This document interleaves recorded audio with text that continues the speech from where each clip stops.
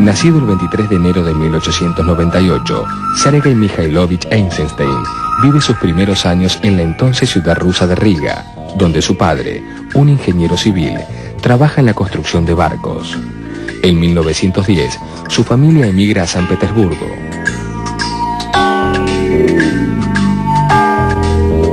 Allí, siguiendo los pasos paternos, Eisenstein estudia en el Instituto de Ingeniería Civil.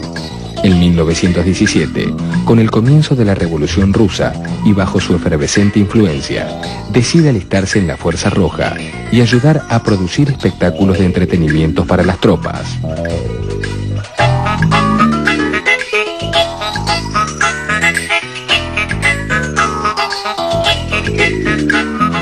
Tres años después, se incorpora al Proletkult Theater, Teatro del Pueblo, de Moscú, como asistente escenográfico. Rápidamente, se convertirá en codirector de la institución y se encargará de construir la escenografía y diseñar el vestuario de numerosas obras. Mientras, desarrollará un gran interés por el teatro japonés kabuki, cuya estética reflejará más tarde en algunas de sus películas. Ya para ese entonces, el cine ha capturado su atención.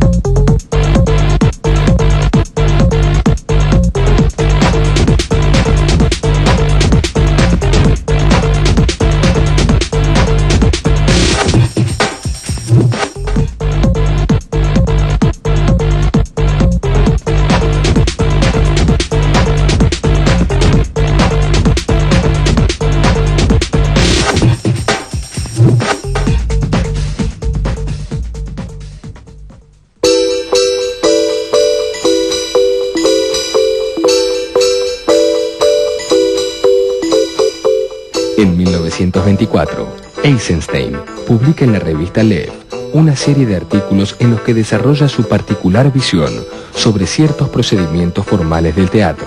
Entre ellos, el más importante es Montaje de atracciones, un ensayo. Allí expone su teoría sobre el montaje teatral, que luego se extenderá a algunas obras de su producción cinematográfica. En lugar de una expresión estática, apegada a la lógica de las acciones de los personajes, propone una nueva forma, el montaje de atracciones, basada en un choque de imágenes independientes de la acción de los personajes, que no serían presentadas según un orden cronológico, sino buscando el mayor impacto psicológico posible.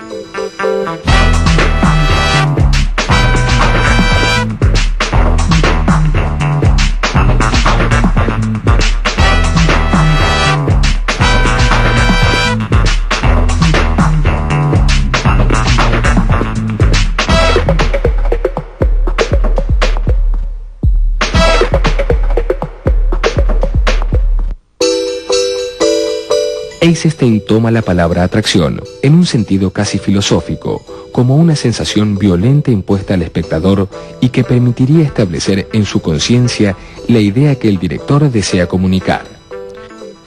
Esa noción del montaje es uno de los principios que guiarán la carrera de Eisenstein como cineasta. De hecho, será puesta en práctica ya en su primer film, La Huelga, de 1924, que narra una rebelión obrera reprimida por los soldados del zar.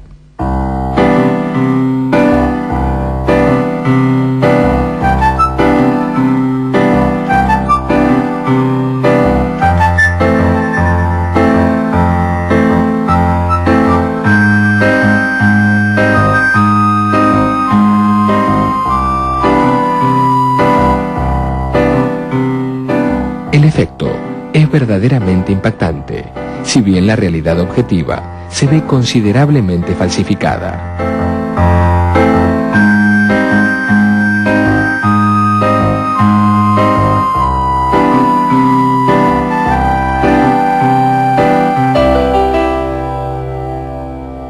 El acorazado Potemkin, su segundo film, fue encargado por el Comité Central Ejecutivo de la Unión de Repúblicas Socialistas Soviéticas para conmemorar la sublevación de 1905, que comenzó con los marineros del Potemkin y pronto se extendió a distintos sectores de la población, hasta que fue brutalmente aplastada por las fuerzas zaristas.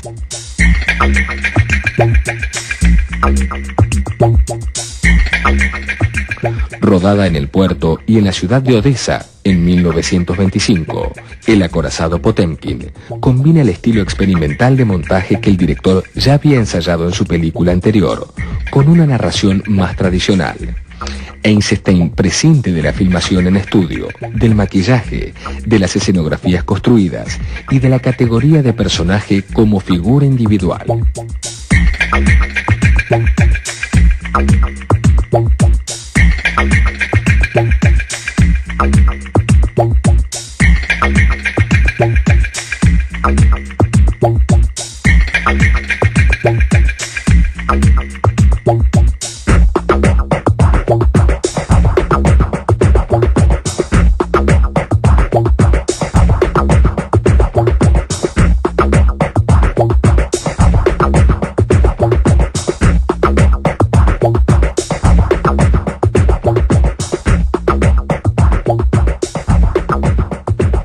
En efecto, mientras que los jefes revolucionarios son simples siluetas, el verdadero héroe del film son las masas populares.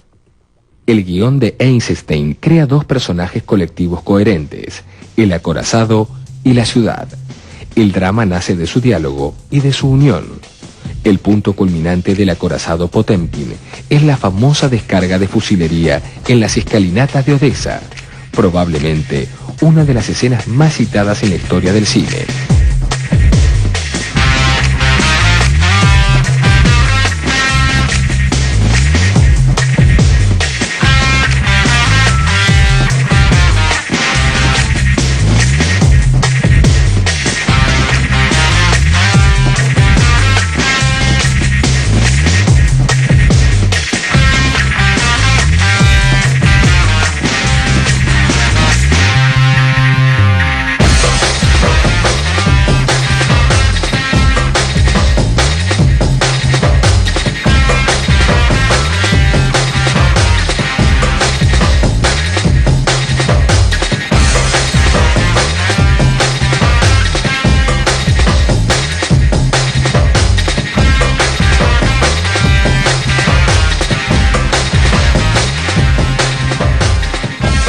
La intensidad de la situación debe mucho a la edición rigurosa y dramática de sus imágenes, admirablemente encuadradas y fotografiadas por Edouard Tissé, uno de los más grandes operadores de la época.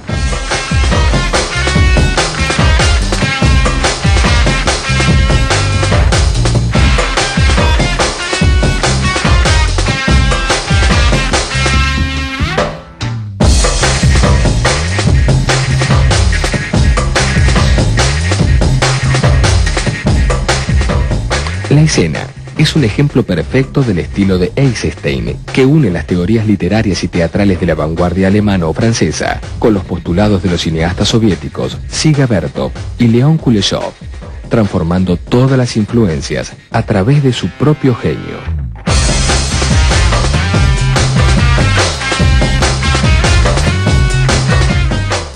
La multitud es individualizada por grandes planos de rostros o por detalles de actitudes e indumentarias, escogidos con un sentido inigualable de la caracterización. El episodio está puntuado con atracciones violentas y desgarradoras.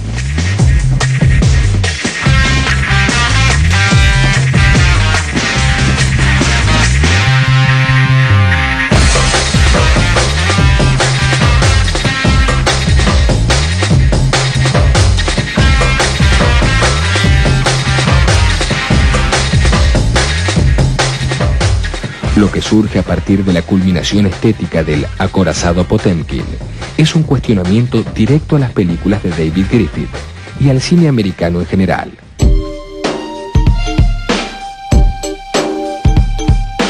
En sus películas, tanto como en sus ensayos, Eisenstein no cesará de reprocharle a Griffith y a sus imitadores la inevitable concordancia entre su ideología burguesa y los procedimientos formales utilizados. De acuerdo a las leyes de la dialéctica marxista, el cineasta soviético plantea una nueva manera de hacer cine que no solamente opera como crítica de todo el cine anterior, sino que también se propone como su superación.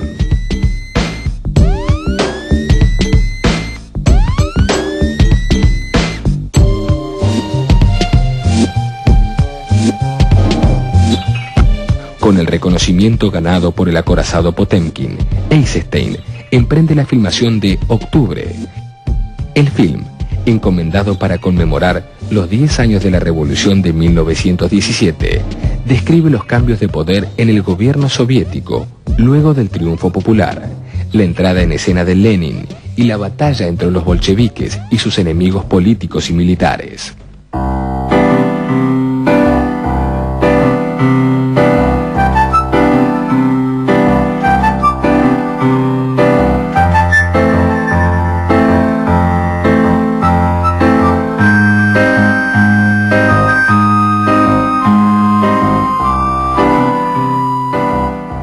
Esta nueva obra de Eisenstein contiene algunos pasajes admirables: la toma del Palacio de Invierno, la destrucción del vino en las bodegas del zar, el episodio de los puentes levadizos, la huida de Kerensky. Un humor imprevisto, un poco excesivo a veces, aparece bajo la influencia de Alexandrov, su antiguo ayudante convertido ahora en colaborador del guión y de la realización.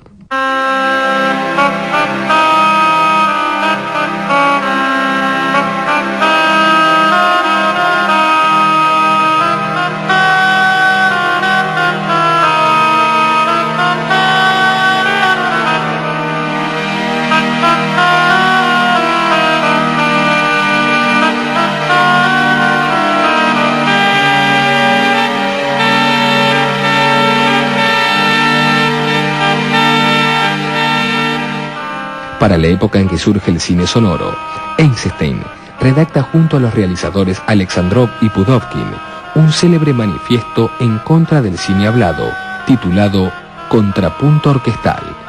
En él, reconocen que el arte mudo toca a su fin, que el uso de los ruidos es deseable y que el sonido librará a las películas de los subtítulos. Pero los directores definen el montaje como la esencia del arte cinematográfico y reducen el sonido a un papel de contrapunto. Esta teoría resultará sumamente fecunda. El contrapunto de las imágenes y los sonidos pronto se convertirá en uno de los más importantes medios de expresión del cine.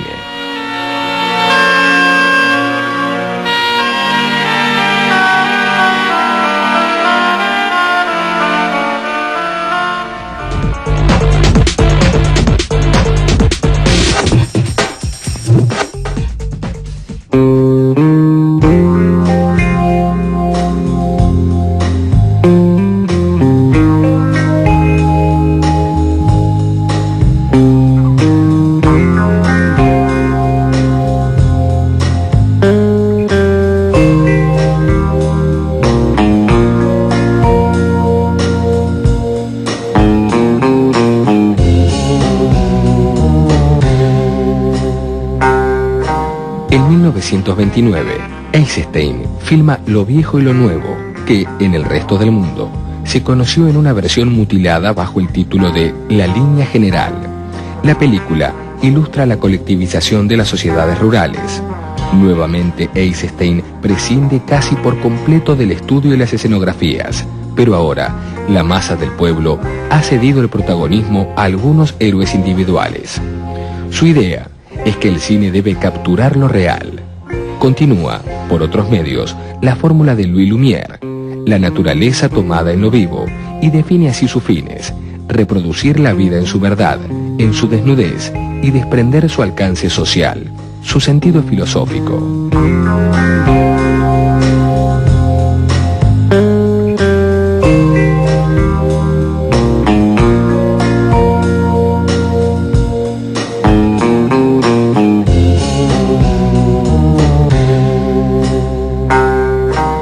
El sofisticado trabajo de montaje es muy criticado en los círculos oficialistas y Eisenstein es acusado de formalista.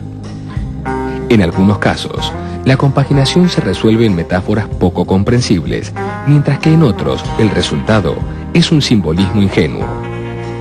Estas imperfecciones no impiden que la película se convierta en uno de los mayores exponentes del cine mudo en sus últimos momentos. La línea general señala una evolución respecto de la sobriedad documental de El acorazado Potemkin.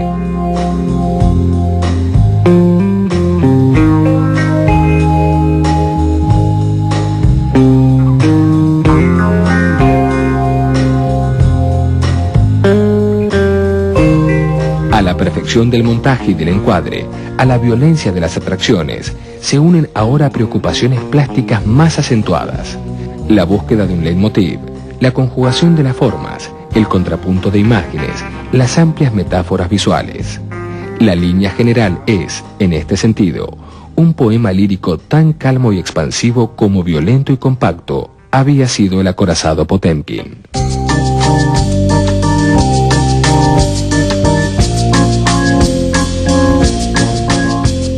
Ese mismo año, Eisenstein parte junto con Alessandrova a Europa para estudiar la nueva tecnología del sonido aplicado al cine. Aprovechando su visita a París, filma Melodía Sentimental, un filme ensayo que contrapone imágenes y música.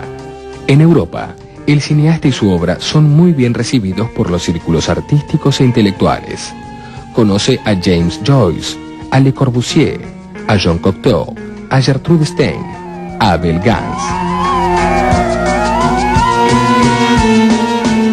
En 1930 es contratado por la Paramount Pictures y viaja a Estados Unidos.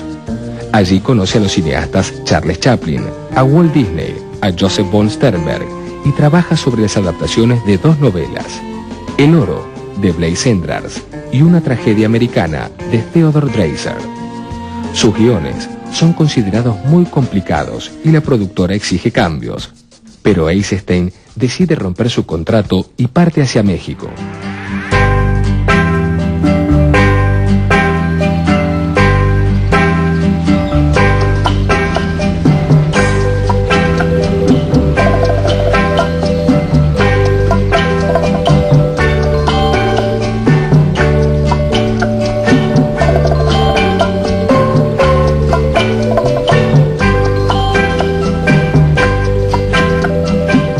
El cineasta comienza a trabajar sobre el proyecto de Que viva México. El film nunca será terminado. Luego de desacuerdos entre Eisenstein y el novelista Upton Sinclair, que había aportado el capital para el rodaje, algunos de los negativos serán vendidos o utilizados en otras películas como Trueno sobre México, Eisenstein en México y Día de Muerte.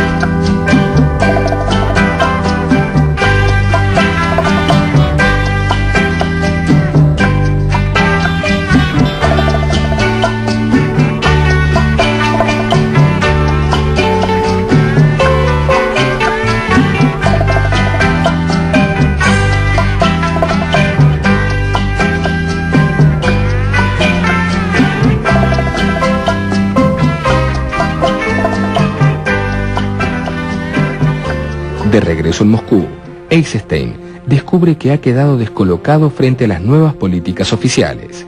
El director de la industria cinematográfica reclama un abandono de los experimentos formales, un regreso a la narración clásica y un cine abiertamente propagandista. A pesar de eso, Eisenstein es nombrado profesor de la Escuela Técnica de Cine del Estado y, en 1933, emprende la producción de su primer film sonoro, La pradera de Beijing. Durante el rodaje, introduce serias modificaciones en el guión original, lo cual le ocasiona numerosos problemas con las autoridades, y unas semanas antes de completarlo, se le ordena suspender la filmación. Bajo la acusación de formalista, Eisenstein pasa a engrosar la lista de artistas que no son vistos con buenos ojos por el gobierno oficial.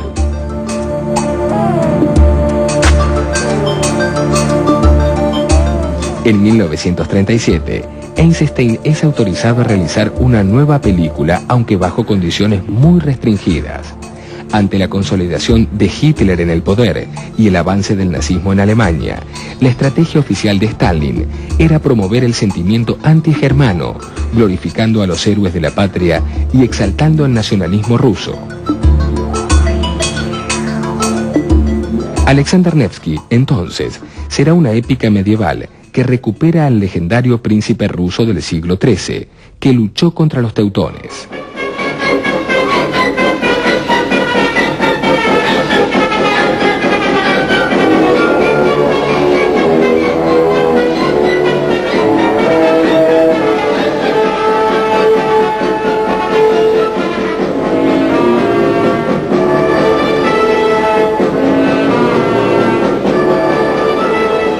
Rodada en 1938, en cercana colaboración con Prokofiev, que compone la banda de sonido, la película se presenta como una amalgama de imágenes y música que se reúnen en una sola unidad rítmica, en una totalidad operística.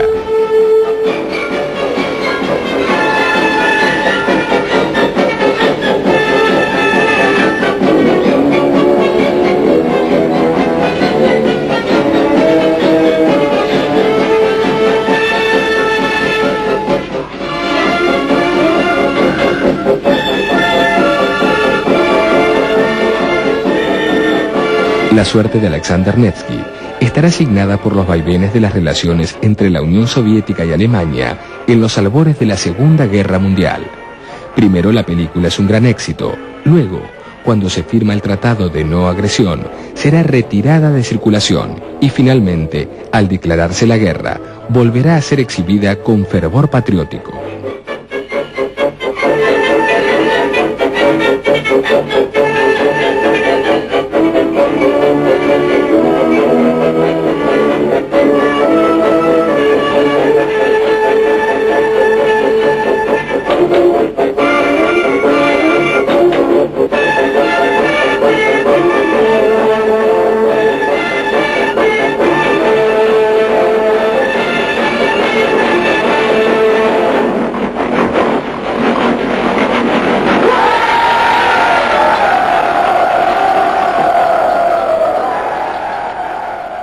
Durante la Segunda Guerra Mundial, en 1941, Eisenstein encara una película mucho más ambiciosa, ambientada en el siglo XVI. Iván el Terrible es un retrato del zar Iván IV, a quien Stalin admira.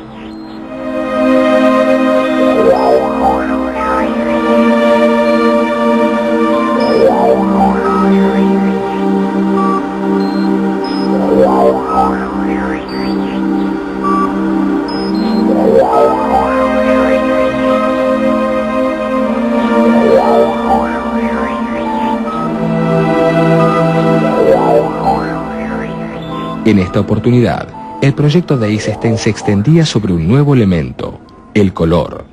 Eisenstein se resiste a hacer un uso naturalista y opta por trabajar el cromatismo con fines expresivos.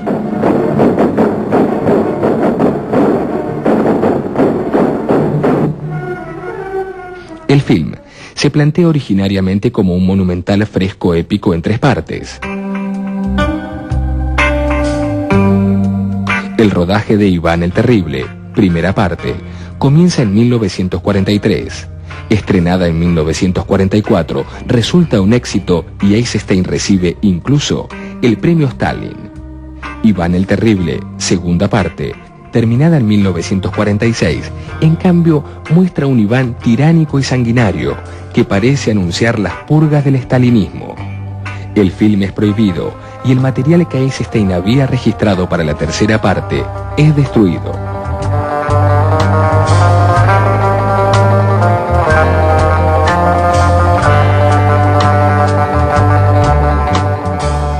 Enfermo, el cineasta es hospitalizado y debe guardar reposo durante varios meses. Petición ante Stalin, gestiona audiencias, sugiere cambios y pelea por continuar con su proyecto, pero todas sus propuestas son desestimadas.